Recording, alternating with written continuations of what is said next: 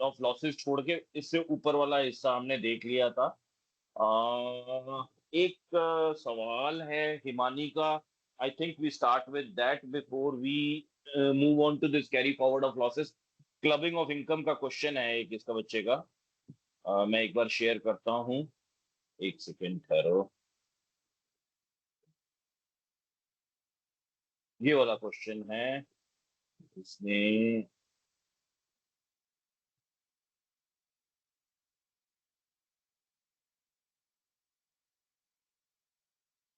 This one also please तो मैं नहीं देख पाया था, इसको मैं बाद में करता हूँ सॉल्व। इसको जो ऊपर वाला क्वेश्चन था वो मैंने देख लिया था, नहीं तो हमारी सारी क्लास जो है आज की क्वेश्चन सॉल्व करने में चली जाएगी। जिसको मैं क्विक एंड फास्ट कर सकता हूँ वो मैं कर रहा हूँ। ठीक है बच्चे, आर यू देयर हिमानी? है या Yes, क्लास में नहीं sir. है? You are there. ऐसे नहीं, रमन का थी ना क्वेश्चन था, Raman asked this question. Yes, sir. तो रमन, ये आपने जो सवाल पूछा था, Mrs Ram Ram and Mrs Ram submit the following particulars of their income relevant for the assessment year 24-25. Mrs. Ram received a salary of 30,000 and taxable allowance of 22,500 from G Limited. और G Limited में जो है, her father-in-law holds 25% of equity share capital and she herself holds 10% of equity capital. तो means जो है वो beneficial owner तो है ही है, मिसेस राम जो है। और दूसरी तरफ जो है इस सवाल को कंटिन्यू कर रहे हैं हम। तो then the next thing, next part is this one, जिसमें ये कह रहे हैं कि Ram receives a salary of 11,340 from S limited in which Mrs Ram, her sisters and brothers hold 21% of equity share capital. तो राम जो है वो 11,340 रुपए की सैलरी रिसीव कर रहा है एस लिमिटेड में, और एस लिमिटेड की बेनिफिशियल ओनरशिप जो है वो अगेन मिसेस राम के पास है। Means together with her relatives she hold more than 20% of share, 21% share hold कर रही है। तो अब यहाँ पर जो एस लिमिटेड है वो बेनिफिशियल ओनरशिप जो है उसकी मिसेस राम के पास है, राम वहां सर्विस कर रहा है। तो इसका मतलब हो गया कि जो राम की सैलरी है that can actually be added to the salary, that can actually be added to the income of Mrs. Ram resultantly, इस वजह से जो है वो मिसेस राम की इनकम में ऐड हो सकती है। दूसरा केस जो बनता है, फिर उसके बाद नंबर थर्ड वाला जो केस बनता है, उसमें वो कह रहे हैं कि राम इज अ 10%, मीन्स जो पहला वाला केस था जहां पर जो है ओनरशिप जो थी, that was again beneficial ownership जो थी वो मिसेस राम के पास ही थी, मिसेस राम के अलावा किसी के पास नहीं थी। जो पहला पॉइंट देख के लगा है हमें, क्योंकि यहाँ तो मिसेस राम के जो फादर इन लॉ हैं वो बेनिफिशियल ओनर थे, यहाँ मिसेस राम जो है वो बेनिफिशियल ओनर हो जाती है बिकॉज ऑफ क्लब होल्डिंग जो है, मतलब बट फादर इन लॉ की होल्डिंग जो है वो उसमें आनी है या नहीं आनी है, that we will discuss that. But means इस टाइम पे जो ये जो नजर आता है कि वो ओनर हो सकती है, बट है या नहीं है उसका कंक्लूजन नहीं हम निकाल रहे हैं। मतलब देन सेकंड जो पॉइंट है वो है कि राम राम जहां से सैलरी रिसीव कर रहे हैं, that comes under the beneficial ownership of Mrs Ram, ये कंफर्म हो जाता है।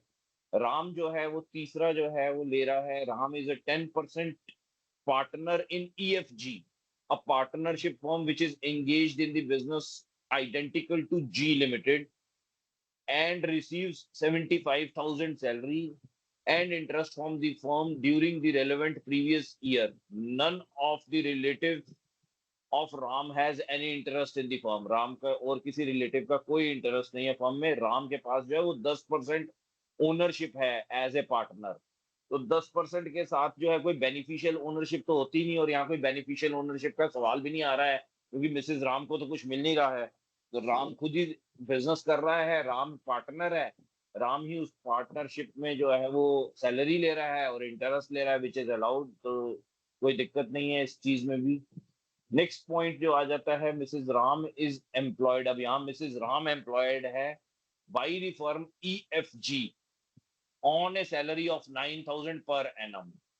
अब EFG ही पार्टनरशिप फर्म थी जिसमें राम के पास 10% ओनरशिप थी, और मिसेज राम यहाँ पर सर्विस कर रही है और 9,000 रुपए की ईयरली सैलरी ले रही है।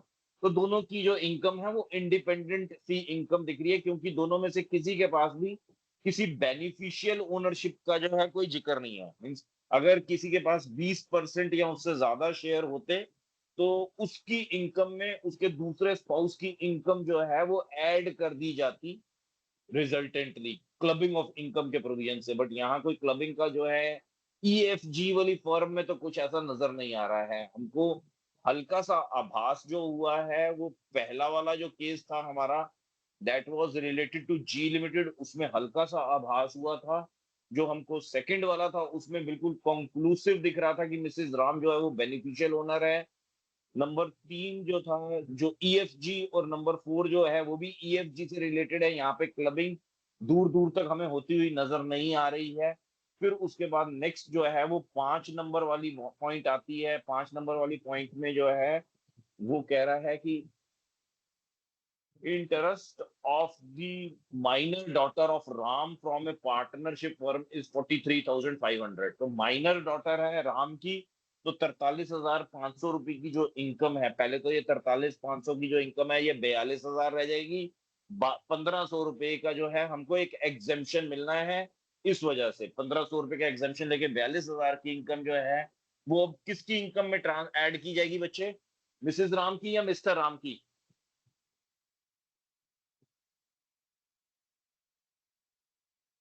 जिस किसी की इनकम ज्यादा होगी उसकी इनकम में ये इनकम ऐड हो जाएगी। मीन्स अगर मिसेस राम की इनकम ज्यादा है तो मिसेस राम की इनकम में ऐड हो जाएगी। मिस्टर राम की इनकम ज्यादा है इस इनकम को ऐड किए बिना, तो मिस्टर राम की इनकम में ऐड हो जाएगी। वो दोनों में से किसी की भी इनकम में ऐड हो सकती है।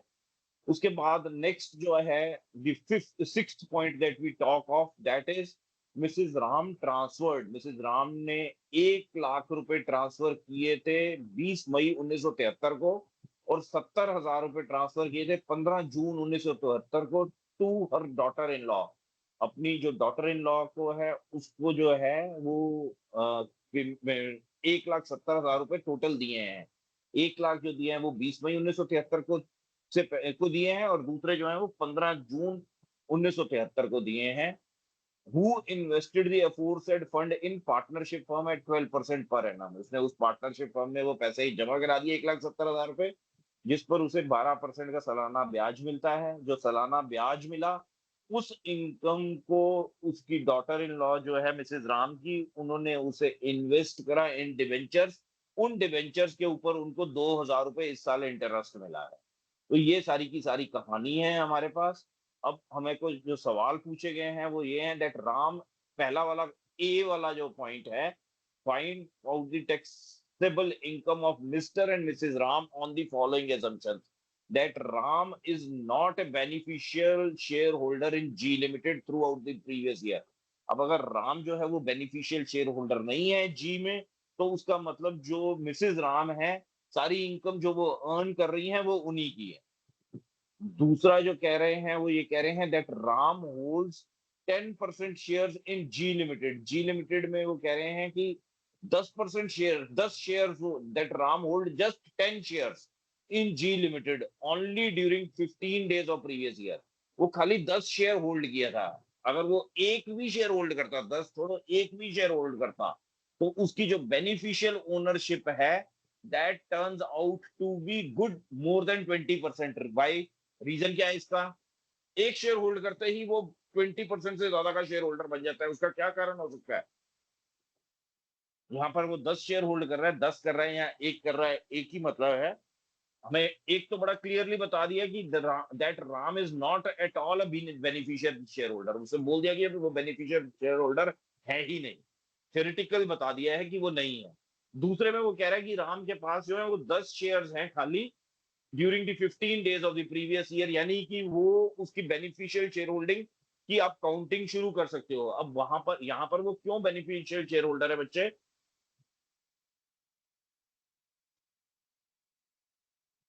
रमन, सर आप बता दो। उसका जो पहला वाला पॉइंट है, जो पहला वाला है, उसमें उसको दिखाते हैं कि 10% जो है वो मिसेस राम के पास है शेयर होल्डिंग इस कंपनी की, और 25% जो है वो उसके फादर के पास है। तो वो तो 35% का शेयर होल्डर बाय डिफॉल्ट हो गया ना, साथ में 10 अपने भी जोड़ ले तो इस वजह से। तो मीन्स एक हो गया हमारा केस ए जहां पर वो बेनिफिशियल शेयर होल्डर नहीं है, दूसरा हो गया हमारा केस बी जहां पर वो बेनिफिशियल शेयर होल्डर है। तो अब उसकी जो अलग अलग कंप्यूटेशन है वो हमें दिखाई हुई है।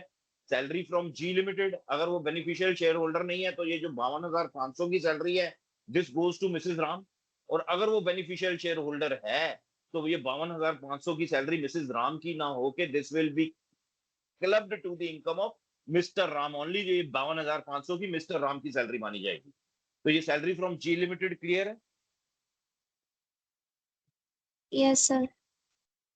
कोई और पर्टिकुलर सवाल जो था तुम्हारे दिमाग में इसके अलावा, ये 52,500 के अलावा सारे एक एक करके डिस्कस करें या बाकी क्लियर है? नो सर, जो मैं interest income of son's wife है वो बता दो एक बार, 8400 कैसे आया? वो 8400 कैसे आया, तो वो खाली जो है आपकी 1 लाख रुपए की जो इनकम है वो 20 मई 1973 से पहले की ट्रांसफर किए है, जिसमें क्लबिंग जो है ये नहीं मानी जाती थी। ट्रांसफर जो क्लबिंग ऑफ इनकम का प्रोविजन है ये 31 मई 1973 के बाद शुरू हुआ है, और 1 लाख रुपए पहले के ट्रांसफर हुए हुए हैं। तो रिजल्टेंटली जो है आपकी खाली जो 70,000 रुपए का था इंटरेस्ट, उस पे निकालना है हमने। 70,000 के ऊपर जो इंटरेस्ट हुआ वो 12,784 हो गया। तो वो 8400 रुपए आएंगे, बाकी नहीं आएंगे। उसके बाद जो 2,000 रुपए जो है, दैट इज बेसिकली कि इनकम के ऊपर जो इनकम हुई है उसको आप कहीं पे भी इन्वेस्ट, इनकम को कहीं इन्वेस्ट करते हो आप, तो उस इनकम को इन्वेस्ट करने के ऊपर जो इनकम आती है वो क्लब्ड नहीं होती है। ओके ठीक है सर, जी? Clear. Okay yes sir. Okay. तो ये वाला पॉइंट क्लियर है, छोड़ दें अब इस सवाल को हम, या करें यस पूरा? सर। भाई किसी और को कोई डाउट बच्चे?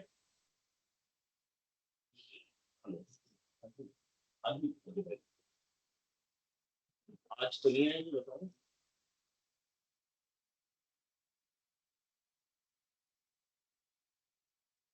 किचन वाला नहीं बताया।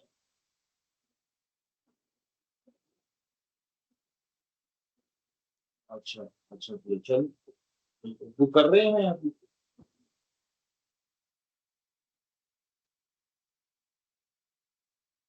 अच्छा चलो ठीक है, कर दो बात।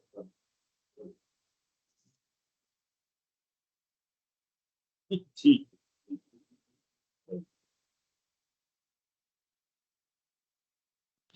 हाँ जी गाइस, किसी को बच्चे कोई और इस सवाल में कोई डाउट, कोई एक आधा पूछना हो कुछ? हेलो? नहीं, चले सर आगे। टैक्स लाइबिलिटी है 14वें क्वेश्चन हाँ ਦੇ जी, ਅੰਦਰ ਟੈਕਸ ਲਾਇਬਿਲਿਟੀ ਕੱਢੀ ਇਹ 14 क्वेश्चन ਦੇ ਅੰਦਰ 14 क्वेश्चन केड़ा होया? सर ਜਿਹੜਾ ਤੁਸੀਂ ਸੈਟ ਆਫ ਦਾ ਕਰਾਇਆ ਹੈ। वो खोलोगे हुन क्वेश्चन, मेनू दियोगे सवाल? ਇਹਦੇ ਵਿੱਚ ਹੀ 14 ਹਾਂਜੀ क्वेश्चन ਸਰ, ਦਾ। एक सेकंड ठहरो। ਇਹੀ ਹੈ ਇਹੀ वाला केड़ा? ਇਹ ਹੈ टैक्स लायबिलिटी। 15 टैक्स होया, लाइबिलिटी 15 तो ਦਾ पहले 15 या 14? सर ये 14 ये 15 14 हाँ। 15 सी, ए 14 है। तो ए smart has computed his tax liability under the old tax regime as under income from business A 4.5 lakh हो गई, लॉन्ग टर्म कैपिटल गेन जड़ा है वो 20,000 हो गया, less income from business under section 71 10,000 हो गई, income from other sources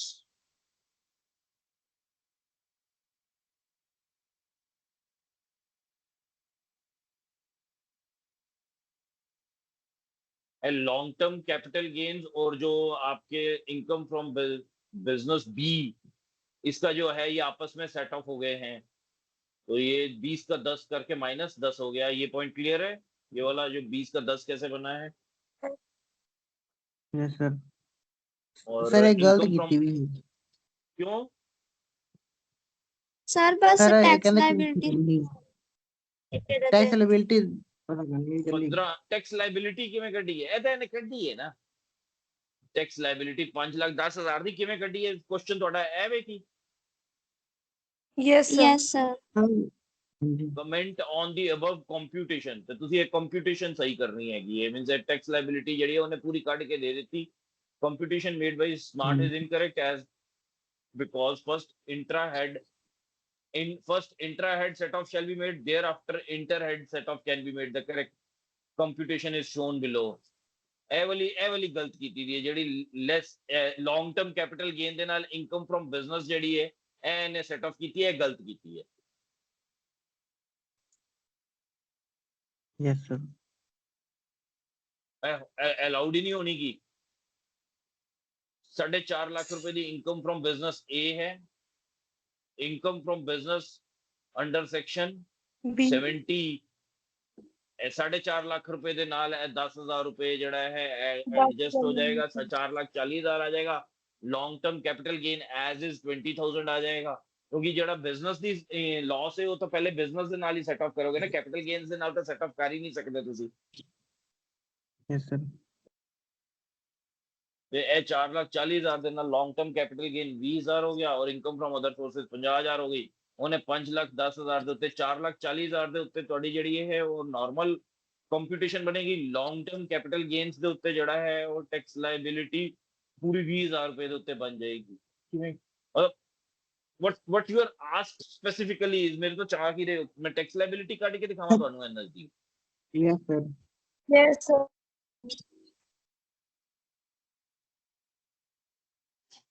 long term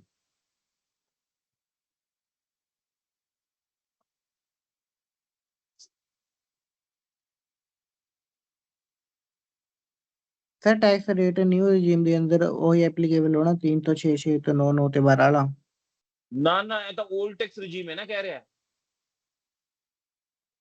smart has computed his tax Sir, liability under old ਕਰਨਾ ਕੀ ਹੈ ਇਹਨੂੰ compute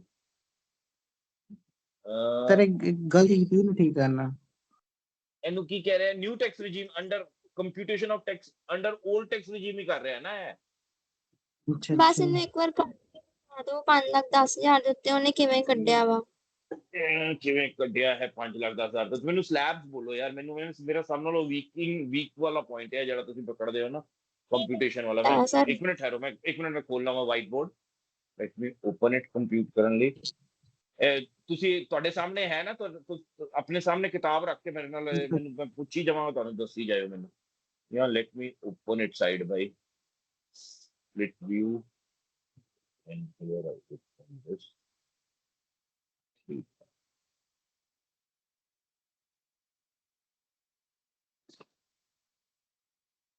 so हमारी जो है बिजनेस इसकी जो इनकम बनेगी जो लॉन्ग टर्म कैपिटल गेन बनेगा लॉन्ग टर्म कैपिटल गेन्स पे जो टैक्स बनेगा वो पूरा बनेगा 20,000 के ऊपर ही ठीक है जी लॉन्ग टर्म कैपिटल गेन्स का जो टैक्स है on 20,000 rupees that should be 4,000 rupees जो 4,000 रुपए का long term capital gains tax है वो इसका नॉर्मल बनेगा उसका कोई लेना देना नहीं है वो कहीं सेट ऑफ नहीं हो रहा अब दूसरा जो टैक्स इसका बनेगा वो बनेगा इसकी टोटल इनकम कितनी होगी बच्चे 4.5 लाख रुपए की जो है वो 4,40,000 की इनकम थी 10,000 रुपए का इसका साथ में बिजनेस लॉस हुआ है तो 4,40,000 रुपए की इनकम एक हो गई और जो इनकम फ्रॉम अदर सोर्सेज है वो 50,000 रुपए की हो गई तो इसकी जो टोटल इनकम बनी है वो बनी है 4,90,000 रुपए जिसके ऊपर इसको जो है वो टैक्स देना है as per his normal tax slabs तो नॉर्मल टैक्स स्लैब्स में पहली 2.5 लाख रुपए तक की इनकम एग्जेम्प्ट होती है कितनी होती है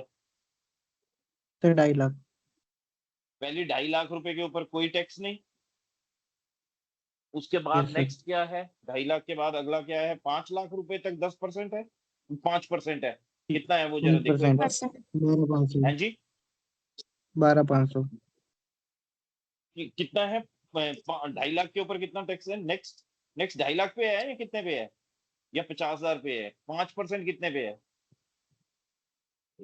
सर 2.5 लाख तो 5 लाख तक 2.5 लाख तो 5 लाख तक 5% है 255. Yes, है sir. जी हाँ जी हाँ जी वो हो गया 12,500 नेक्स्ट 12 ਇਹਦੇ ਵਿੱਚ 12,500 ਨਾ ਹੋ ਕੇ ਕਿੰਨਾ ਹੋਇਆ 2,40,000 ਰੁਪਏ ਦੀ ਇਨਕਮ ਬਚੀ ਜਾਂਦੀ 2,40,000 रुपए देते 5% कितना हो गया? 12,000। हाँ जी। ठीक है जी। 2,40,000 देते at the rate of 5% is 12,000। और 12 ਦੇ ਬਾਅਦ ਇਹਦੇ ਤੇ ਇਹਦਾ ਜਿਹੜਾ ਹੈ ਇਹਨੂੰ ਤੁਹਾਡਾ ਜਿਹੜਾ ਕੈਪੀਟਲ ਗੇਨਸ ਟੈਕਸ ਹੈ ਉਹ ਕਿੰਨਾ ਮਿਲ ਗਿਆ ਇਹਨੂੰ? Capital gains tax is 4,000। ਇਹ ਜਿਹੜਾ ਉੱਪਰ ਕੱਢਿਆ ਸੀ ਅਸੀਂ 20,000 ਦੇ ਉੱਤੇ 20%। ਤੇ 12 और 4 16,000 ਹੋ ਗਿਆ। और फिर ਉਸ ਦੇ ਉੱਤੇ ਜਿਹੜਾ ਹੈ ਇਹਦਾ ਜਿਹੜਾ ਸੈਸ ਲੱਗਣਾ ਹੈ एट द रेट ऑफ 4%। 16 चौका 64, 640 रुपए वो हो गया। तो this turns out to be 16,640। ऐसा ही है। Yes, sir. Yes, So sir. interest को आया केड़ा interest Yes, capital sir. gain, है? capital cess gain tax. Capital gain tax बेटा Sir, दसया yes, ना sir. कि वो कैपिटल गेन टैक्स जो है वो लॉन्ग टर्म और शॉर्ट टर्म दो तरह के कैपिटल गेन टैक्स हैं। अब इसमें जो है एक इक्विटी है और एक अदर एसेट्स है और Other एक assets. इंडेक्सेशन एसेट्स है। ठीक है जी। जो इक्विटी वाले एसेट्स हैं इसके ऊपर 12.5% है। जो शॉर्ट टर्म एसेट्स हैं इसके ऊपर 20% है। जो अदर एसेट्स हैं इसके ऊपर भी 12.5% है। और इसके ऊपर जो है वो जो शॉर्ट टर्म है वो आपका normal individual rate of tax है, जो भी इंडिविजुअल रेट ऑफ टैक्स होगा। अब यहाँ जो इंडेक्सेशन वाले एसेट्स हैं इसके ऊपर 20% है और ये जो है यहाँ पर भी नॉर्मल है। तो आप जो है ये 20% की जगह बच्चे 12.5% भी कर सकते हो अदर एसेट्स का जो है। बट ये Okay, 12.5% जो हुआ है दिस हैज हैपेंड, ये जो 12.5% है this is from assessment year 20 है तो असेसमेंट ईयर नहीं, असेसमेंट ईयर 26-27 से है ये। तो 25-26 तक जो है वो ये वाला एसेट जो है ये यहाँ दोनों 20 होते होते थे। ये भी 20 था, ये भी 20 था। अब अगले साल से जो है Okay. यहाँ ये 12.5% हो गया और ये 20% हो गया। ठीक इससे है. पहले यहाँ पर ये 12.5 ना हो गया, यहाँ पे भी 20 ही था। मीन्स अदर एसेट्स का जो रेट ऑफ ये टैक्सेशन था दैट वाज प्लेन 20%। Okay. यार पिछले साल भी ये 12.5 नहीं, आप इसको बच्चे ऐसे कर सकते हो 12.5 और 20 कर सकते हो। आप 12.5 से करोगे तो भी क्वेश्चन गलत नहीं किया जाएगा आपका, क्योंकि पिछले साल से 12.5 है, ये इस साल से नहीं है। सॉरी माय मिस्टेक, पिछले साल से ही ये 12.5 है। इट कैन बी 12.5 और इट कैन बी 20 के लिए ये इंडेक्सेशन होनी चाहिए थी। आपके पास जो है इंडेक्स एसेट्स हो तो 20 है, अदरवाइज 12.5% है। और इस केस में जो है आपके मोर चांसेस करेक्ट होने के 12.5% के साथ हैं, 20% के साथ आंसर सही नहीं बनता। मैं पुराना बंदा हूं, मेरे को वो 20% भूलता नहीं, क्योंकि मैं मेरे ख्याल 20% जो है पिछले 20 साल से 20% करके याद करके बैठा हूं। अदरवाइज रेट जो है it has been reduced to 12.5%। तो आप इसको 12.5 से करिए, आंसर करेक्ट तब आएगा। ये 16,640 जो है आंसर थोड़ा गलत है। Okay, sir. ओके मीन्स ये जो है जो Thank you. कंप्यूटेशन है, क्योंकि ये इलस्ट्रेशन चेंज नहीं हुई होनी है, वो पुरानी होनी है, उसकी कंप्यूटेशन वो 20% से ही कर गया है। कायदे से ये इलस्ट्रेशन जो है वो 12.5% से होनी चाहिए। आपकी भी यही चीज थी जो आपने आप 12.5% से निकाल रहे थे, किससे निकाल रहे थे? कैपिटल गेन्स वाला। सर कैपिटल गेन वाला निकाला ही नहीं हमने, ऊपर वाला निकाला सिर्फ टैक्स अच्छा वाला, ऊपर फिर वाला हमारा निकाला बेटे। 12.5. कैपिटल गेन्स से भी टैक्स है ना। कैपिटल गेन्स वाला चैप्टर एक बार आपे थॉरो पढ़ लो जरा, ਕਿਤੇ ਕੋਈ ਉਹਦੇ ਵਿੱਚ ਐਸ ਦੇ ਇਲਾਵਾ ਕੋਈ ਐਕਸੈਪਸ਼ਨ ਤਾਂ ਨਹੀਂ ਆਈ ਦੀ, because it should be at the rate of 12.5% ਜਿਹੜਾ ਕੈਪੀਟਲ ਗੇਨਸ ਵਾਲਾ ਟੈਕਸ ਜਿਹੜਾ ਆਊਗਾ। Okay, sir. कैपिटल गेन्स का टैक्स तो अलग निकलना ही निकलना है ना। Yes, yes, yes. और इसका ये जो टेबल है ठीक है ये भी मतलब आप खाली चाहे फिलहाल इस क्वेश्चन को कंप्यूट करने के लिए उसका ये टेबल एक बार जो है वो वेरीफाई कर लो कि इक्विटी के ऊपर 12.5% है, शॉर्ट टर्म इक्विटी के ऊपर 20% है, फिर जो आपका है अदर एसेट्स के ऊपर लॉन्ग टर्म 12.5% कर दिया है। बट अगर लॉन्ग टर्म एसेट्स आपको इंडेक्सेशन का बेनिफिट मिलता है तो वो साढ़े 12 ना होके 20 है। अब लॉन्ग इंडेक्सेशन का बेनिफिट क्या होता है वो भी नहीं पता होना आप लोगों को। तो ये इंडेक्सेशन का बेनिफिट जो है एक इंपॉर्टेंट क्वेश्चन होता है, इसको अब हम थोड़ा सा एक बार देख लें। कैपिटल गेन्स का चैप्टर बड़ा इंपॉर्टेंट है बच्चे, जरा पढ़ो उसको फटाफट से फास्टली अपने आप से। कैपिटल गेन्स में इंडेक्सेशन का बेनिफिट क्या होता है, जैसे आपने जो है एक प्रॉपर्टी खरीदी हुई है, मीन्स आपकी कोई पास लैंड है या कोई आपके पास हाउस है, दोनों में से कुछ भी हो सकता है। आपके पास एक हाउस खरीदा हुआ है, वो आपने 1990 वो आपने ईयर 2005 में खरीदा था, 2005 में यू परचेज ए हाउस। ठीक है जी। Yes sir. वो घर आपने जो है 2005 में जब खरीदा था, तो वो 10 लाख रुपए का खरीदा था। 10 लाख रुपए में घर मिलता होता था ना 2005 रुपए में, 2005 में। अब आज आपने वो घर 2024 में या 25 में बेचा, और वो घर आपने बेचा 1 करोड़ 12 लाख रुपए का। तो इसका मतलब हो गया कि 1 करोड़ 12 लाख माइनस 10 लाख, यानी कि 1 करोड़ 2 लाख रुपए का आपको फायदा हो गया। अब ये 1 करोड़ 2 लाख रुपए का फायदा तो बहुत ज्यादा फायदा है यार। इस पे अगर मेरे को इनकम टैक्स भी देना पड़ जाए तो मेरी तो मतलब जितना मेरे को फायदा हुआ है वो तो सब ले गया। अब एक चीज हम यस सर। सोचते हैं कि यार 10 लाख रुपए की कितनी कीमत जो है वो 2005 में होती थी, मोटा मोटी उतनी कीमत ही आज है। कोई फर्क तो पड़ा नहीं मेरे को कोई रियल फायदा तो हुआ नहीं। तो उस टाइम पे फिर यस सर। गवर्नमेंट जो है ना वो एक इंडेक्सेस बनाती होती थी। जैसे 2005 का जो है वो इंडेक्स रेट जो है वो होगा, एक सेकेंड निकाल लेते हैं। कैपिटल गेन्स इंडेक्स, तो एक चार्ट होता होता था, वो हम याद मतलब हमको जो है वो कभी भी मिल जाता होता था, एग्जाम के टाइम पे भी हमें दे देते होते थे वहां पे करने के लिए। तो 2005-6 का जो कैपिटल गेन इंडेक्स होता होता था, दैट वाज 117। ये था 2005-6 का। और आज की डेट में यही कैपिटल गेन इंडेक्स जो है हमारा फॉर, ये कैपिटल गेन्स इंडेक्स हमारा हर साल निकलता है। ये कैपिटल गेन इंडेक्स हमारा जो है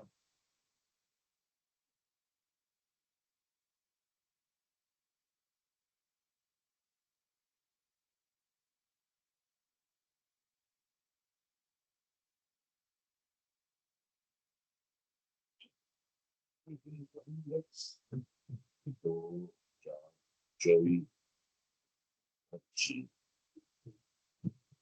2024-25 का जो कैपिटल गेन इंडेक्स है वो है 363।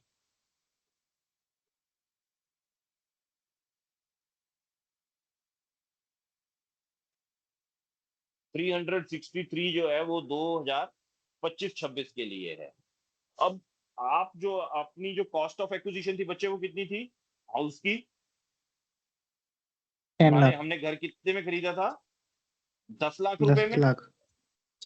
Yes sir. अब इस 10 लाख के साथ जो आज का आपका ये कॉस्ट ऑफ एक्विजिशन इंडेक्स है 25-26 का, आपने आपने जो है ये घर ये, ये निकाला कब का है? ये 24-25 का, सॉरी इट इज नॉट 25-26, ये 24-25 का है 363। आपने ये जो घर है 2024-25 में बेच दिया। तो अब ये 10 lakh multiplied by 363 divided by 117, ये आप इसकी जो है इंडेक्स्ड कॉस्ट ऑफ एक्विजिशन निकाल लेते हो। इसकी हम कॉस्ट ऑफ एक्विजिशन के हिसाब से कैपिटल गेन्स टैक्स नहीं निकालेंगे, इसकी हम कैपिटल गेन टैक्स जो है वो इंडेक्स्ड कॉस्ट ऑफ एक्विजिशन के हिसाब से निकालेंगे। तो इंडेक्स्ड कॉस्ट ऑफ एक्विजिशन अब क्या निकल आई हमारी?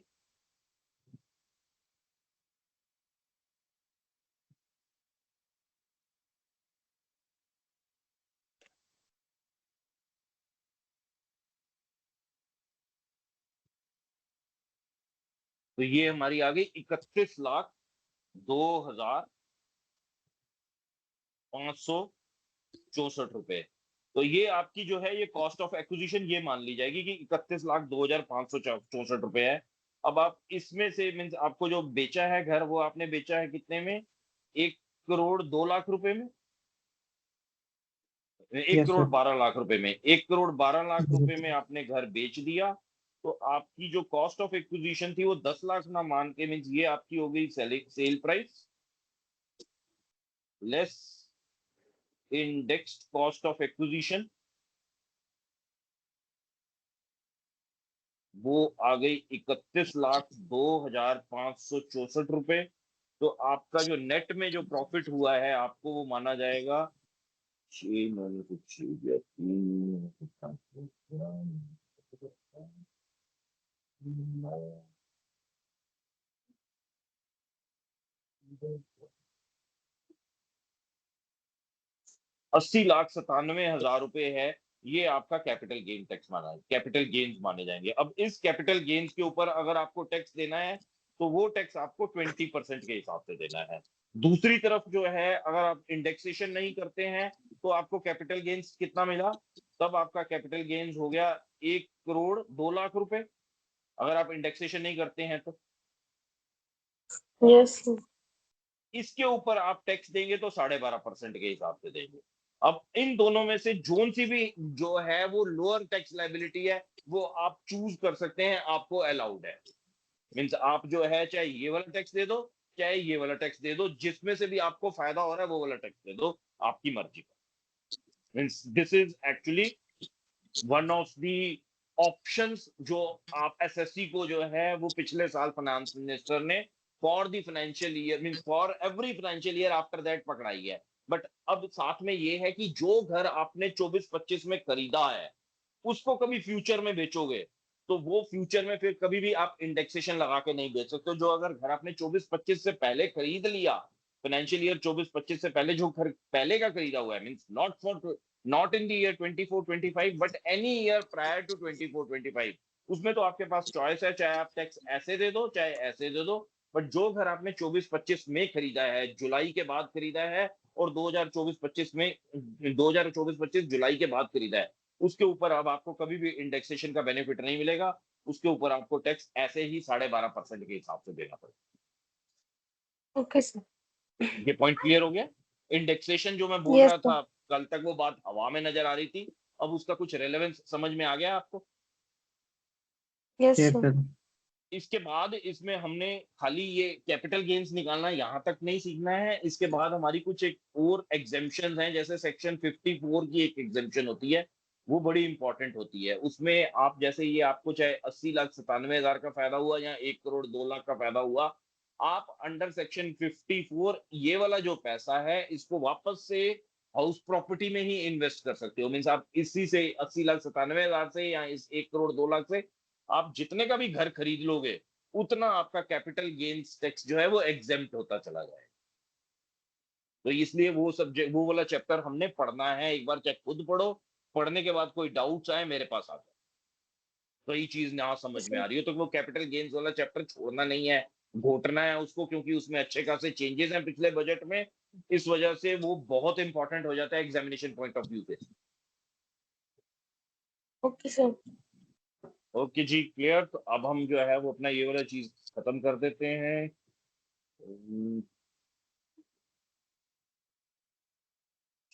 एक सेकेंड मेरे आपको होल्ड करना पड़ेगा, प्लीज जरा होल्ड रखना। हाँ जी शशांक जी। हाँ जी हेलो। हाँ, I think kitchen is still pending. हाँ वो मेरे ख्याल में कह रहा है कि कल फर्स्ट हाफ में कंप्लीट करके देगा। ठीक है। हाँ जी।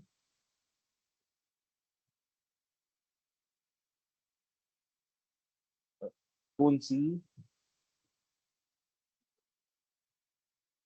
जो ड्राइंग रूम वाले हैं वो तो हटे ही हुए हैं। हाँ हाँ हाँ, लगवा लो। नहीं, नहीं तो मैं आऊंगा लगवा दूंगा, कोई बात नहीं। किसी को ढूंढ के ना, राइट वेंडर को, आई गेट इट फिक्स। तीनों में ही कर देंगे, तीनों में ही कर देंगे। हम्म। हाँ जी।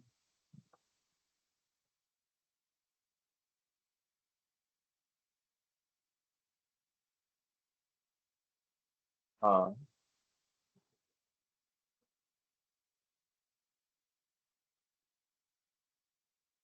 जो आपके डोर्स हैं, हम्म अच्छा, वो कांच वाले भी नहीं चल रहे हैं ढंग से।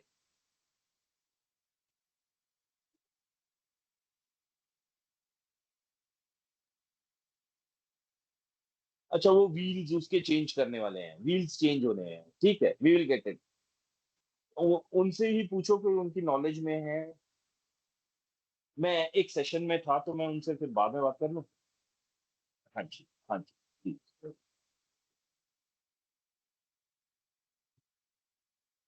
सॉरी गाइस, वापस आ गया मैं। ਅਸੀਂ ਹੁਣ करना है कैरी फॉरवर्ड ऑफ लॉस, ठीक है जी। Yes, hello. sir. Yes sir. और आपको मैं बहुत सारा काम दे रहा हूँ बॉस, कि आप लोगों ने जो है वो कैपिटल गेन्स वाला चैप्टर हल्के में नहीं लेना है, क्योंकि जिस जिस चैप्टर में जिस जिस हेड में चेंजेस होते हैं, वो हेड जो है वो एग्जामिनेशन पॉइंट ऑफ व्यू के हिसाब से बहुत इंपॉर्टेंट हो जाता है। तो कैपिटल गेन्स वाला चैप्टर हमने घोटना है, ठीक है। उसमें कोई डाउट है, रिवर्ट बैक इमीडिएटली उस पर, कल लगाओ 3-4 घंटे सारे मिलके अपने अपने। Okay sir. तो लॉसेस जो हैं, मतलब कैरी फॉरवर्ड ऑफ लॉसेस जो हैं, वो भी उसी ऑर्डर में ही है। जैसे loss under the head income from house property, loss loss under the head income from house property जो है, वो खाली gains from income from house property से कैसे ऐसे सेट ऑफ हो सकता है। Means loss under the income from house property can be carried forward and can be set of against the income under the same head only, और किसी head के साथ ये जो है वो सेट ऑफ नहीं होना सब्सिक्वेंट ईयर्स में। करंट ईयर जब हम बात कर रहे थे तो ये यहाँ पर हमें सेट ऑफ तो अभी भी अलाउड है क्यों, बट इंटर हेड एडजस्टमेंट जो है, जो अलाउड थी अप टू ₹2 लाख तक की, वो अब जो है सब्सिक्वेंट ईयर में अलाउड नहीं है। सब्सिक्वेंट ईयर में खाली ये इनकम फ्रॉम हाउस प्रॉपर्टी के पॉजिटिव इनकम से के साथ ही सेटअप होगा। आप कहें कि मैं अगले साल की सैलरी के साथ इसको एडजस्ट कर लूं, नहीं करने दिया जाएगा आपको, ठीक है जी। Very clear this point. और ये जो है आप यस। कैरी फॉरवर्ड खाली 8 असेसमेंट ईयर्स के लिए कर सकते हो, मतलब अनलिमिटेड नहीं जाएगा जैसे डेप्रिसिएशन जाती है। It is going to be restricted only up to 8 assessment years. पहली बार जो लॉस लगा उसको आप 8 साल तक कैरी फॉरवर्ड कर सकते हो, बस उसके बियॉन्ड नहीं। जैसे ये हम यहाँ पर देख रहे हैं इलस्ट्रेशन में, losses under section 22 for assessment year 24-25, ये जो 24-25 का जो लॉस हुआ है, ये आपका मैक्सिमम कहां तक जा सकता है, 24 और 8 32, तो 32-33 तक जाएगा। बस 32-33 के बाद आपकी कोई इनकम हुई हाउस प्रॉपर्टी से, तो वो इनकम पूरी की पूरी टैक्सेबल होगी। उसके साथ आप 24-25 के लॉस को कैरी सेट ऑफ नहीं कर सकते, वो बचा हुआ है तो भी नहीं कर सकते। Is it clear? ये पॉइंट क्लियर हो गया जी इसका जो है, कोई यस इसमें डाउट? आप मैक्सिमम जो है लॉस कितना सेट ऑफ कर सकते हो, कितना इंटर हेड एडजस्टमेंट के लिए अवेलेबल है आपको इनकम फ्रॉम हाउस प्रॉपर्टी का, हमने जो परसों पढ़ा था, मैं उस चीज को रिपीट करवा रहा हूँ आपको। Yes. 2 लाख रुपए, 2 लाख रुपए से ऊपर आप जो है वो इंटर हेड एडजस्टमेंट आपको अलाउड नहीं है। 2 लाख रुपए is the maximum inter head adjustment. और उसके बाद जो है आप जो अब ये जो लॉस बचा हुआ है उसको आपको कैरी फॉरवर्ड करना पड़ेगा। और जो कैरी फॉरवर्ड आप करोगे that can B set of against the income from house property income only, और किसी इनकम के साथ आप इसे सेट ऑफ नहीं कर सकते हो। इसके बाद हमारा जो नेक्स्ट आ जाता है जिसको आपने कैरी फॉरवर्ड करना है, जो लॉस है हमारा, that is carry forward and set of of the business loss other than the speculation loss. Speculation loss मेरे को अलग से मैंने रखा हुआ है, क्योंकि उसका जो पीरियड है वो 4 साल है, और जो नॉर्मल बिजनेस लॉस है इसको सेट ऑफ करने का पीरियड मेरा 8 साल तक होता है। इसलिए मैंने इनके दो अलग अलग डिविजन बनाए हुए हैं। तो loss under the head profits and gains of business or profession other than speculation loss can be carried forward and set off against the income under the same head। जो बिजनेस लॉस है उसको business profits के साथ ही set of करना है। हाँ, for this purpose business profits includes. अब इसमें जो बिजनेस प्रॉफिट्स है उसकी डेफिनेशन थोड़ी सी वाइड कर दी है।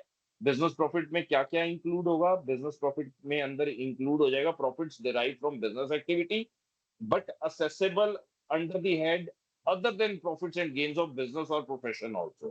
मीन्स आपकी कोई बिजनेस इनकम है मगर आप उसको इनकम फ्रॉम अदर सोर्सेज के अंदर ही जो है वो आप कंप्यूट कर रहे हैं। वो कैसे करते हैं, आपकी जो डिविडेंड इनकम होती है ना बच्चे, हमेशा वो इनकम फ्रॉम अदर सोर्सेज में जोड़ी जाती है।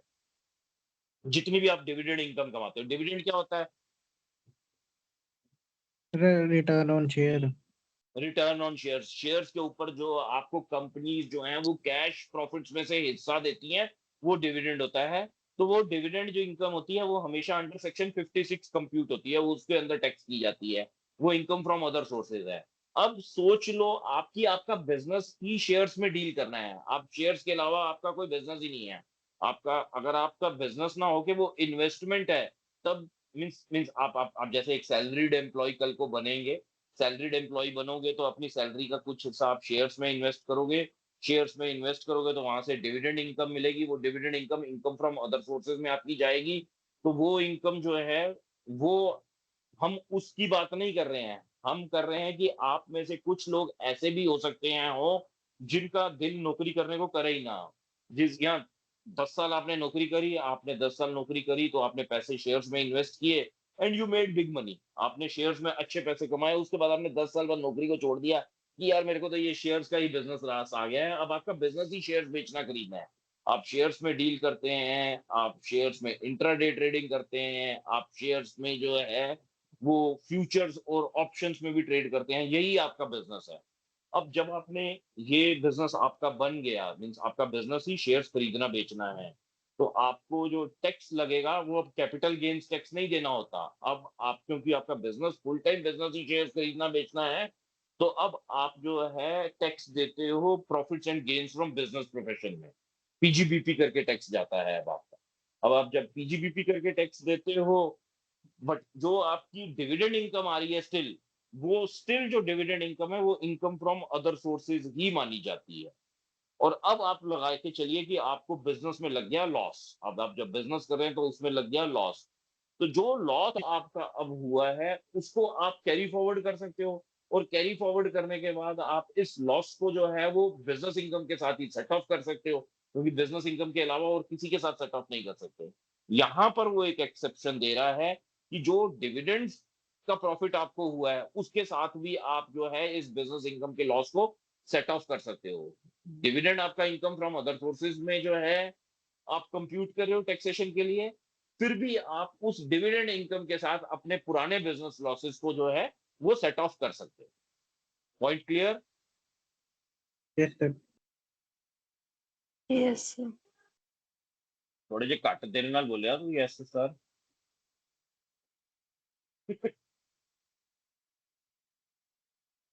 गुड, गुड टू गो।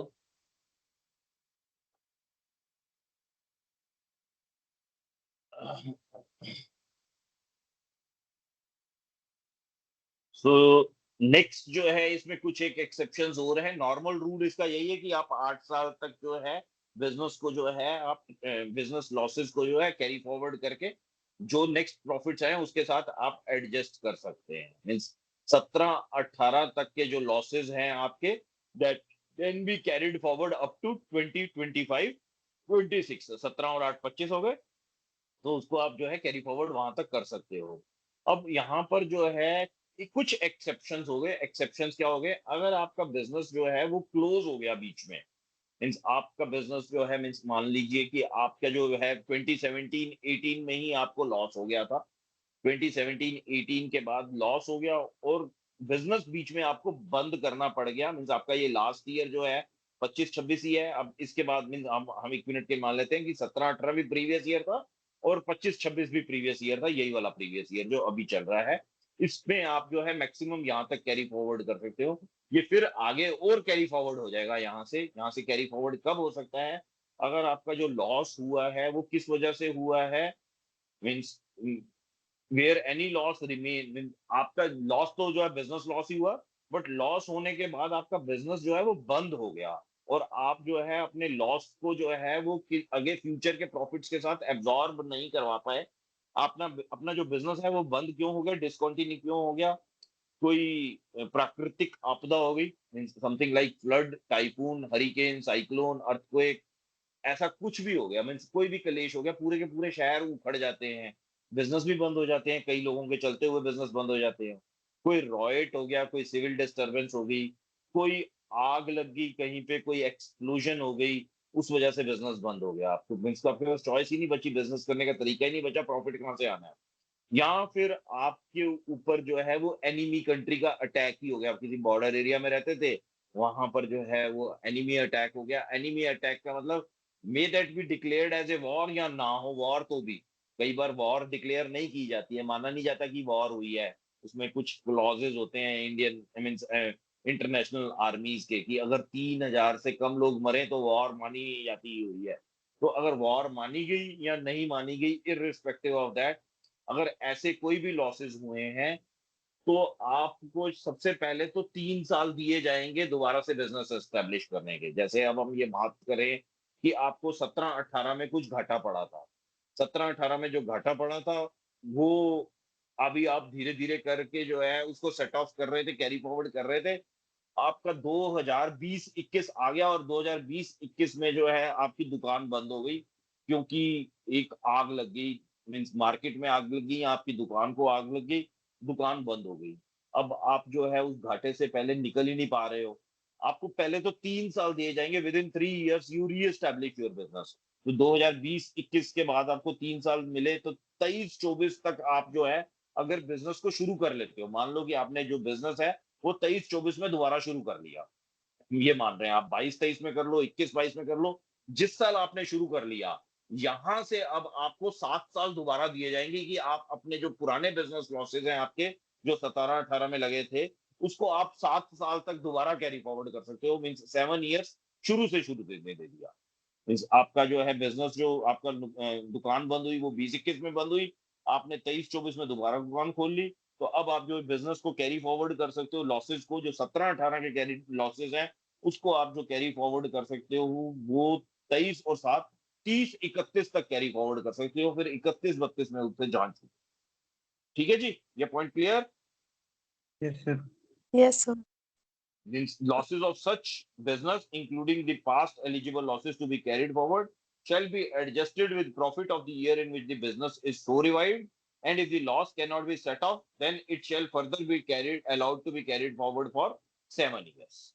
और business re-establish करने की condition है, such business is re-established, reconstructed or revived by the SSC within a period of 3 years from the end of previous year in which such mishap took place. जब ये mishap हुई थी, उस mishappening के 3 साल के अंदर अंदर आपने बिजनेस अपना रिवाइव कर दिया। मीन्स जहां दुकान बंद हुई, जैसे आपकी दुकान जो है वो मान लीजिए अगर गलती से 1 अप्रैल 2020 में बंद हो गई, तो 1 अप्रैल 2020 का मतलब है कि आप 31 मार्च 21 के अंत में, मीन्स उसके बाद आपको 3 साल दिए जाएंगे। यानी कि 20-21 पूरा हो गया, फिर 21-22, 22-23, 23-24, 23-24 के लास्ट तक आप कभी भी बिजनेस एस्टेब्लिश करें। It is a choice given to you. This point is clear up hopefully absolutely. Yes sir. Yes sir. Yes sir. फिर उसके बाद जो नेक्स्ट पॉइंट है, दैट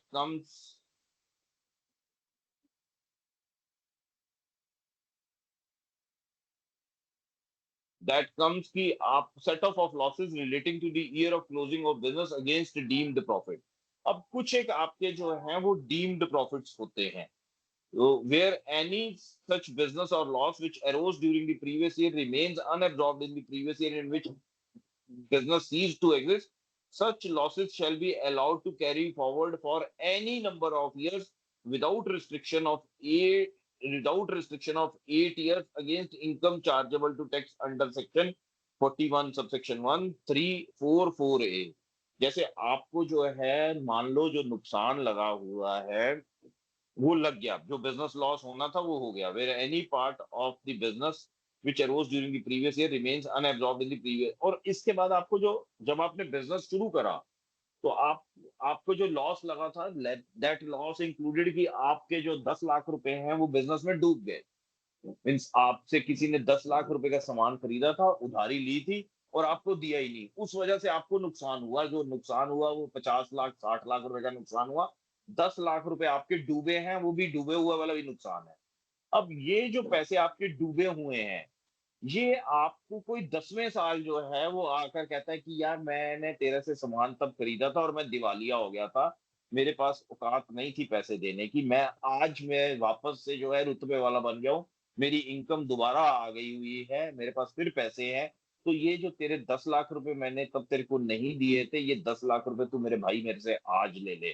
तो ये जो 10 लाख रुपए की आपकी डूबे हुए पैसों की रिकवरी हुई है, ये रिकवरी आपकी जो है, इसको आप अपने पुराने वाले बिजनेस लॉसेस के साथ एडजस्ट कर सकते हो, ये आपका प्रॉफिट नहीं माना जाएगा। This profit can be actually adjusted against the losses that accrued to you 10 years बैक, 10 साल पहले। मीन अदरवाइज आपको जो है ज्यादा से ज्यादा लॉस कितने दिन तक कैरी फॉरवर्ड करने दिया जा सकता है? 8 साल तक। ये वाला लॉस के अगेंस्ट में अगर कोई इनकम हुई है आपको, आपको 10 साल बाद हुए, 15 साल बाद हुए, 20 साल बाद हुए, जब मर्जी हो, ये वाली इनकम जो है अब आपकी टैक्सेबल नहीं मानी जाएगी। इस इनकम को कहा जाएगा कि आप आपके जो प्रीवियस लॉसेस है उसके साथ एडजस्ट कर लीजिए। आपको कभी ना कभी तो जीवन में घाटा इसकी वजह से पड़ा था, आज आपका वो घाटा जो है वो पूरा हो गया। इस ये इनकम आपकी अब टैक्सेबल नहीं। जीवन में ऐसे लोग बहुत सारे हैं, वी नो। पंजाबी तो खासकर ऐसे हैं कि जब घाटा पड़ गया तो चुपचाप बैठ गए, जब वापस से इनकम आई तो एक एक पैसे का हिसाब करके आ जाते हैं कि ये लो जी आपके पैसे हमने देने थे, उस टाइम हम नहीं दे पाए, बट भगवान को जान देनी है तो ये लो जी पैसे आप अपने रखो। 15 साल हो गए, 10 साल हो गए, 12 साल हो गए, मैंने अपनी फैमिलीज में ये चीजें होते हुए देखी है, तो I can watch that. And this is not just true to Punjabis, as I said, I wrongly said that, this is true to each and every human being we know. सारे लोग ऐसे ही होते हैं कि घाटा पड़ गया तो कहाँ से दें, अब वापस इनकम आ गई है तो जिसके जो पैसे देने हैं चुपचाप से दे। जबकि जो टाइम बार डेट होता है वो खाली वो उसमें 3 साल का होता है। 3 साल बाद अगर आपको पैसे नहीं मिले हैं तो आप किसी से दोबारा पैसे मांग नहीं सकते हैं, unless and until you have been claiming it. आप क्लेम छोड़ देते हो, उसके बाद लोग आपको आके कहते हैं कि भाई मैंने तेरे पैसे देने थे, ये ले। ठीक है गाइस, चलें आगे। Yes sir. अब इसके यस सर। लिए जो है, मीन्स ये वाला जो एक्सेप्शंस जो हमने पढ़े हैं, इसके लिए जो बिजनेस है need not be continued, the business losses can be carried forward. मतलब कि कोई भी बिजनेस लॉस है, आपको बिजनेस लॉस हुआ है तो उसके लिए बिजनेस लॉस कैरी फॉरवर्ड नहीं होना चाहिए, मतलब बिजनेस कैरी फॉरवर्ड नहीं होना चाहिए। आप एक्स बिजनेस को बंद करके वाई बिजनेस के साथ भी कैरी, आप जो है वो लॉसेस को एब्जॉर्ब कर सकते हैं। तो business loss can be carried forward even the business in respect of which the loss was originally computed is not carried on during the previous year। आप जो है वो आपका बिजनेस जो था वो एस्बेस्टस शीट्स बेचने का था, अब आपको वो बिजनेस नहीं समझ में आ रहा, आपने जो है एस्बेस्टस शीट्स बिजनेस वाला बंद कर दिया है, आपने सोलर रूफ टॉप्स वाला जो बिजनेस है वो शुरू कर दिया कि नई जनरेशन का बिजनेस है। आप उस ए बिजनेस जो पहले था उसकी जगह जो बी बिजनेस के प्रॉफिट्स है उसके खाते से सेट ऑफ कर सकते हैं, कोई दिक्कत नहीं है। आपकी रिटर्न टाइम पे फाइल होनी चाहिए। As per the section 80 the business loss can not be carried forward unless and until it is determined in pursuance of return filed by the SSC under section 139 subsection 3 within the time as prescribed under section 139 subsection 1। 139 subsection, एक second hold कीजिएगा जरा, एक phone और आ रहा है। हाँ जी बताइए। Hello. मैं मम्मी आवांगा, 1.5 घंटा लगेगा मेरे पास।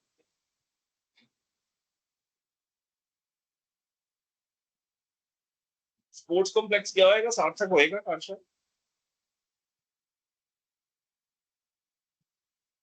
पर जाई किथे है? मैं एक बार चेक करना उन्हें सार्थक किथे हुए देखा है। मैं आ रहा हूँ बस थोड़ी देर से, सारा दिन घर जाएगा थोड़े नाल। मैं आ रहा हूँ थोड़ी देर तक, फिर मैं नाल हूँ। हाँ जी। हेलो। हाँ जी सर। हाँ जी। रिटर्न फाइल करना जो है वो कंपलसरी है। अगर आप रिटर्न नहीं फाइल करते हैं, टाइम के ऊपर रिटर्न नहीं फाइल करते हैं, हर एक रिटर्न की फाइल करने की एक डेट है, 139 सबसेक्शन 1 में डेट दी हुई है, और 139 सबसेक्शन 3 में बड़ा क्लियरली लिखा हुआ है कि अगर आप रिटर्न टाइम पे फाइल नहीं करते हैं तो आप लॉसेस को कैरी फॉरवर्ड नहीं कर सकते हैं, except to a certain extent. एक एक्सटेंट है, एक एक पर्टिकुलर क्लॉजेस डिफाइंड हैं कि ये वाले लॉसेस को आप कैरी फॉरवर्ड कर सकते हो, आप हर एक लॉस को कैरी फॉरवर्ड नहीं कर सकते हो। उसके बारे में भी हम अभी आगे बचे हुए टाइम में जिक्र करने जा रहे हैं कि क्या क्या आप कैरी फॉरवर्ड कर सकते हो और क्या क्या नहीं कर सकते हो।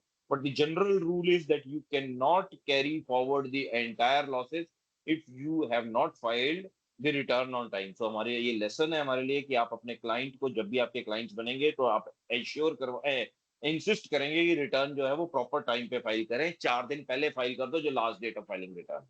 जैसे इंडिविजुअल्स के केस में, जिनके केस टैक्स ऑडिट नहीं होने हैं, उनकी रिटर्न फाइल करने की डेट 31 जुलाई होती है असेसमेंट ईयर की। ट्रीटमेंट ऑफ अनएब्जॉर्ब डेप्रिसिएशन, अब हमने पहले भी पढ़ा है, ये जो अनएब्जॉर्ब डेप्रिसिएशन है उसको जो है वो हम सेक्शन 72 में नहीं पढ़ेंगे, उसको हम सेक्शन 32 के हिसाब से पढ़ेंगे।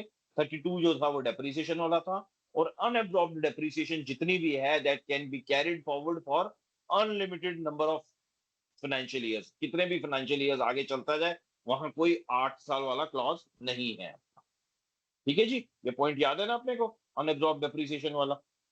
Yes sir. सो और इसका जो ऑर्डर ऑफ सेट ऑफ है वो भी एक बार हमने याद कर लेना है, वो मैंने एक बार पहले भी याद कराया था, वो दोबारा मैं एक बार बता देता हूँ कि सबसे पहले in case of insufficient profits losses shall be set of in the following order. सबसे पहले तो करंट ईयर की डेप्रिसिएशन निकालनी है आपने, वो माइनस होएगी। फिर capital expenditure on scientific research है, वो निकालना है। और फिर capital expenditure on family planning है।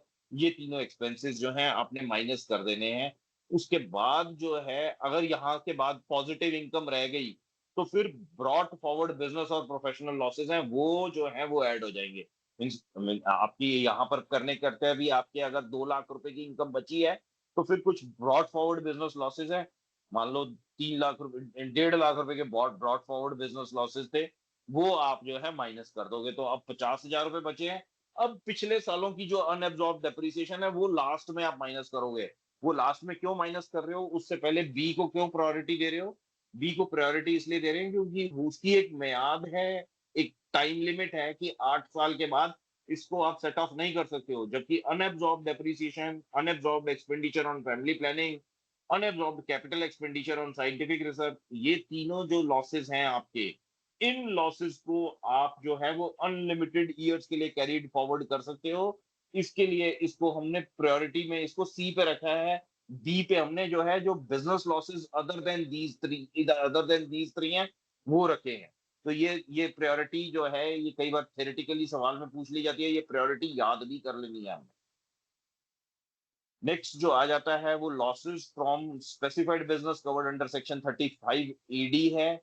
अब ये जो 35 एडी वाला जो लॉस है, इसमें एसएससी मस्ट बी दी, ये एक बार तो हम पढ़ चुके हैं ना, that is the cold chain cross country natural pipeline, this shall be adjusted. इसको हम कैसे एडजस्ट कर सकते हैं?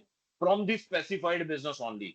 मींस जैसे हम कल बात कर रहे थे, परसों जो है, उसकी जब inter set of adjustment set of कर रहे थे, इसमें कोई इंटर हेड एडजस्टमेंट हमको नहीं मिल रही है, इसमें जो है आप सेट ऑफ कर सकते हो इसको सीधा सीधा, वो स्पेसिफाइड बिजनेस के साथ ही सेट ऑफ कर सकते हो। मींस आपको एक बिजनेस में लॉस हुआ, दूसरे बिजनेस में आपको प्रॉफिट हो गया। जो दूसरा बिजनेस है वो आपका होटल का था, पहला वाला बिजनेस जिसमें लॉस हुआ है वो शुगर वेयर हाउस का है। आप दोनों इनकम्स को आप में आपस में सेट ऑफ कर सकते हो। ये सब्सिक्वेंट ईयर्स में भी आप कर सकते हो, but it has to be profit from the specified business only.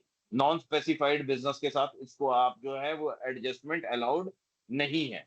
Otherwise आपका 35 एडी का जो हमने ब्रैकेट बनाया हुआ है, वो ब्रैकेट खुल जाता है, फिर ये सब सारे बिजनेस के लिए ओपन हो जाता है।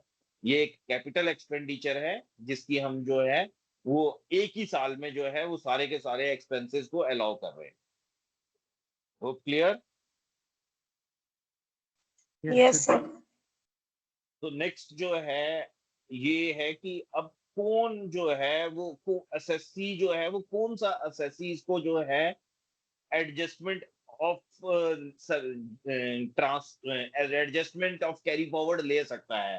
तो उसमें उस सवाल का जो जवाब है वो बड़ा क्लियर दे रहे हैं कि the SSC must be the same who incurred the losses.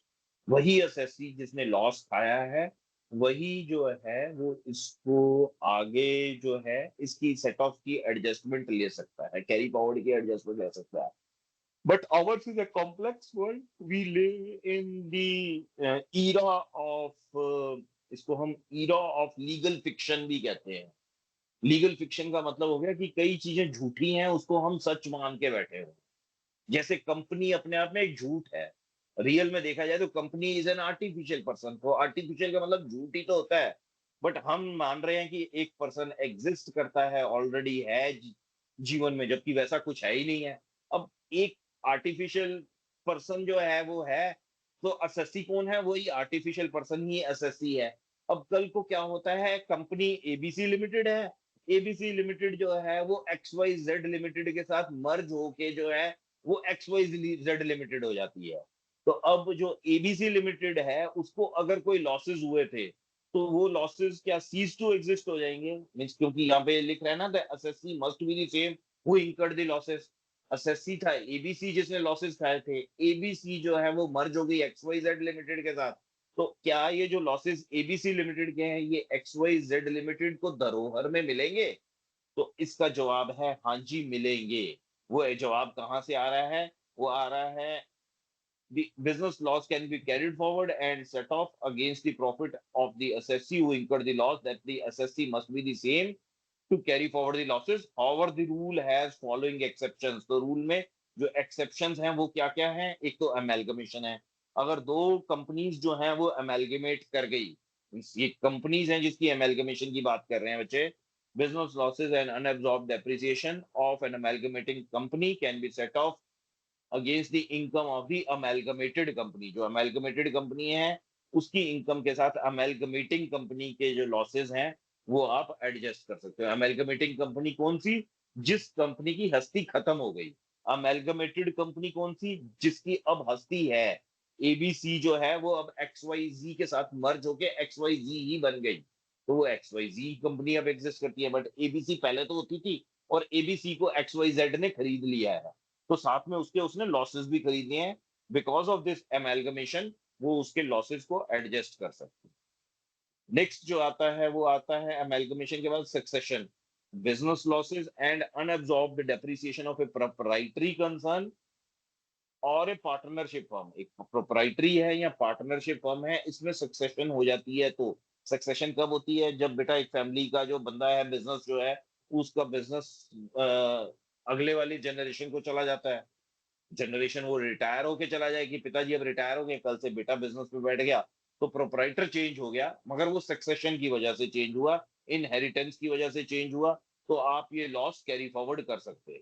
वैसे ही पार्टनर चेंज हो गए, पार्टनर आपके बच्चे बन गए। अब पहले पहले गेंदामल और चांदमल दो पार्टनर थे, अब गेंदामल का बेटा और चांदमल का बेटा वो दो पार्टनर हैं। तो that also is a case of succession. तो जो भी सक्सेशन होगी साथ में जो है वो ट्रांसफर जो है वो हो जाएगा। Business losses and unabsorbed depreciation of a proprietary concern or a partnership or specified company succeeded by a company or limited liability partnership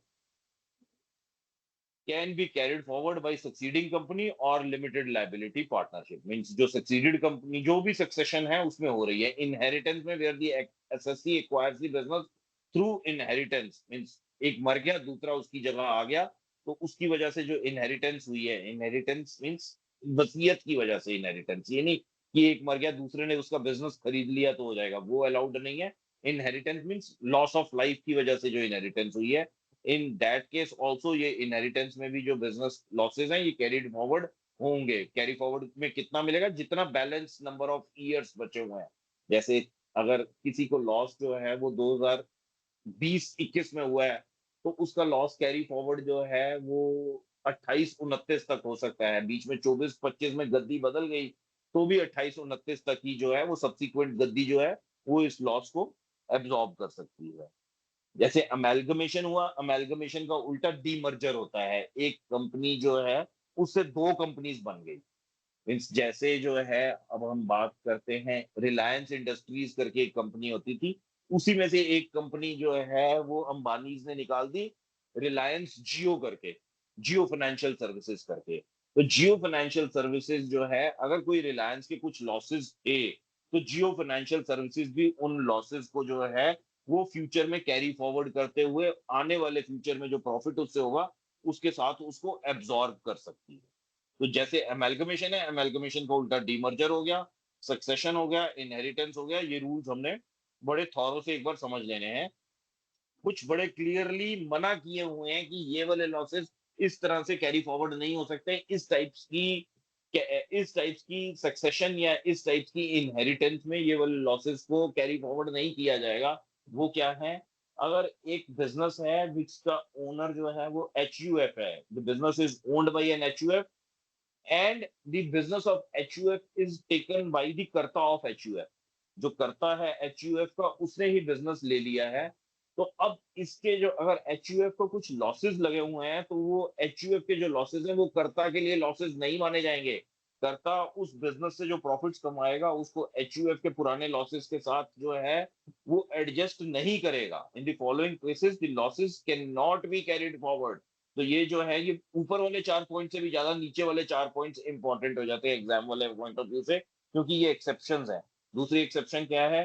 proprietor business taken over by A firm in which proprietor is one of the partner. Proprietor ने जो business है वो अपना बेच दिया, एक partnership firm बना दी, उसको ट्रांसफर कर दिया। अब प्रोप्राइटर जो है वो एक पार्टनर भी है साथ में, तो भी जो प्रोप्राइटर के लॉसेस हैं वो पार्टनरशिप फर्म के लॉसेस बन के नहीं पहुंच जाएंगे कि अब इसको तुम जो है पार्टनरशिप फर्म के प्रॉफिट्स के साथ एडजस्ट कर देना। That is not allowed. A firm being succeeded by another firm, एक फर्म बंद हो गई उसके बदले में दूसरी फर्म आ गई, उससे भी वो लॉसेस जो हैं वो कैरी फॉरवर्ड नहीं होंगे। ये कैरी फॉरवर्ड कहाँ हो रहे थे बच्चे? ये कंपनी में कैरी फॉरवर्ड हो रहे थे। जब तक आप एक कंपनी थे तो एक कंपनी दूसरी कंपनी को एक्वायर कर रही थी तो ये हो रहे थे, बट एक फर्म दूसरी फर्म के पास जा रही है तो ये नहीं हो रहे हैं, क्योंकि फर्म जो है वो एज पर लीगल टर्म्स एक सेपरेट लीगल एंटिटी नहीं है, वो एक सेपरेट पर्सन नहीं है।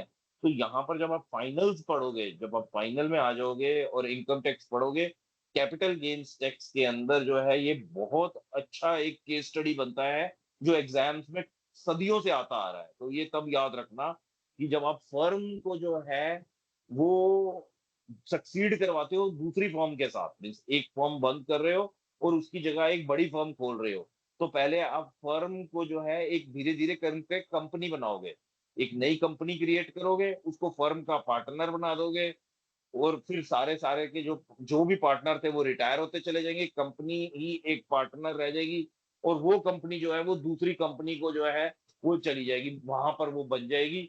That is how it is done. वो कंप्लीट एक अपने आप में केस स्टडी है, वो जब टाइम आएगा तब एक डिस्कस करेंगे, अभी उसको जरूरत नहीं है करने की। आज तो हम बात भी खाली इंडिविजुअल्स और HUF की असेसमेंट की कर रहे हैं, so we leave it here. The next last point है, that is a firm where business of a firm is taken over by one of the partner of the firm। Means ये एक एक एक firm है, means ये उल्टा हो गया पॉइंट नंबर 2 से। वहां पर जो है प्रोप्राइटर जो है वो अपना बिजनेस एक पार्टनरशिप फर्म को बेच रहा था। अब पार्टनरशिप फर्म जो है वो सारा बिजनेस अपने एक किसी एक पार्टनर को एज ए प्रोप्राइटर ट्रांसफर कर रही है। तो ना सेकंड में आप अलाउ कर रहे थे, ना आप फोर्थ में अलाउ करो। ठीक है जी, is this point also clear? ये चारों पॉइंट्स यस क्लियर सर। हो गए, 1 2 ये 3 4। नेक्स्ट जो अब आ जाता है वो आ जाता है set off and carry forward of unabsorb depreciation. Unabsorb depreciation को जो दो एक्सेप्शंस इसमें जो है in comparison to business losses, वो क्या है? बिजनेस लॉसेस को आप 8 साल के लिए जो है कैरी फॉरवर्ड कर सकते हो, अनएब्सॉर्ब डेप्रिसिएशन को आप अनलिमिटेड पीरियड के लिए कैरी फॉरवर्ड कर सकते हो। बिजनेस लॉसेस का जो है वो सेट ऑफ कैरी फॉरवर्ड लेने के लिए जो आपको जो है वो इनकम टैक्स की रिटर्न टाइम पे फाइल करनी जरूरी है। अंडर सेक्शन 139 सबसेक्शन 1 जो टाइम दिया हुआ है, इट्स मैंडेटरी कि आप 139 सबसेक्शन 3 के हिसाब से जो है वो रिटर्न आपने टाइम की फाइल नहीं करी है तो फिर आपको सेट ऑफ नहीं कैरी फॉरवर्ड नहीं मिलेगा। जबकि अनएब्सॉर्ब डेप्रिसिएशन में अगर आप जो है वो रिटर्न टाइम के से नहीं फाइल करते हो तो भी आपको मिल जाए। ठीक है जी।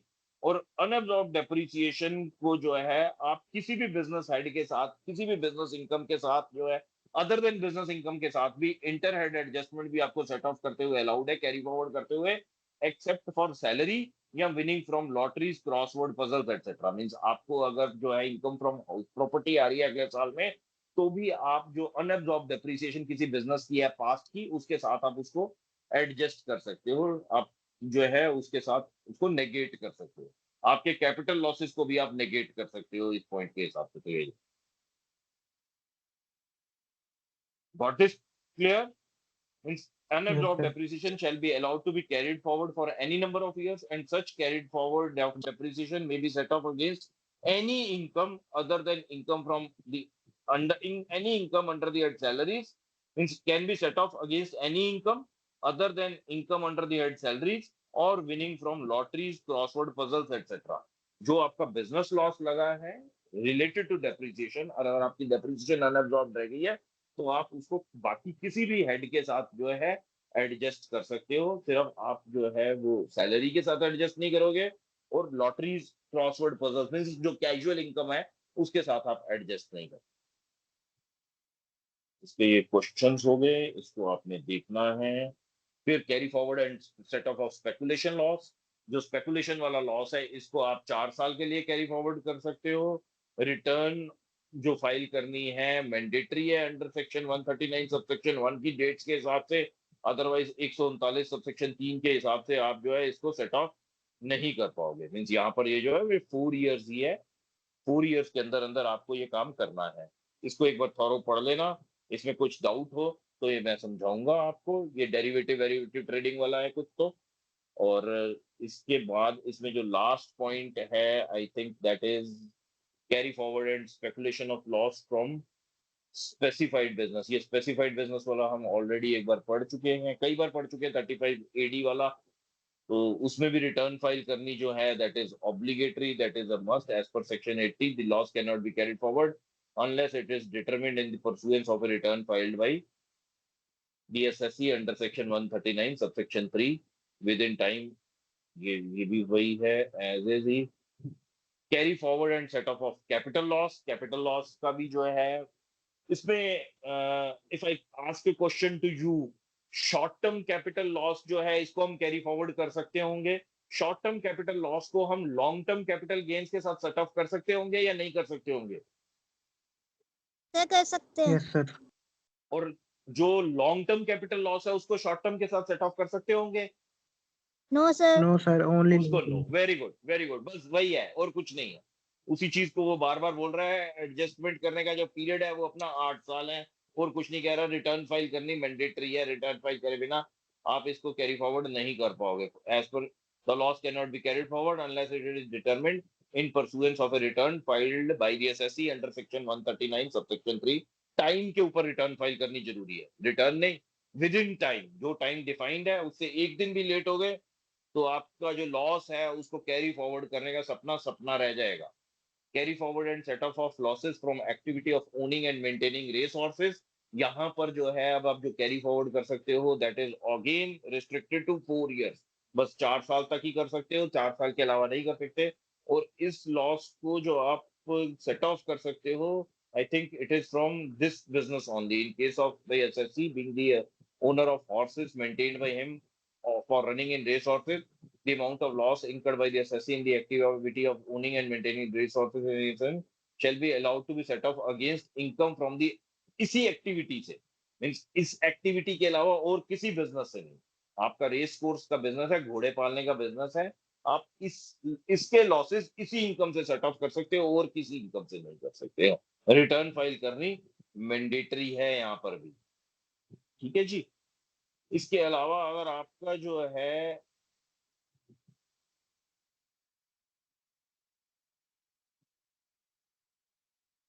where a change occurs in the constitution of firm or on account of retirement or death of a partner, means आपका जो है कोई रिटायर हो गया एक पार्टनर या किसी पार्टनर की डेथ हो गई तो आप जो है proportionate loss of the retired or deceased partner shall not be allowed to be carried forward।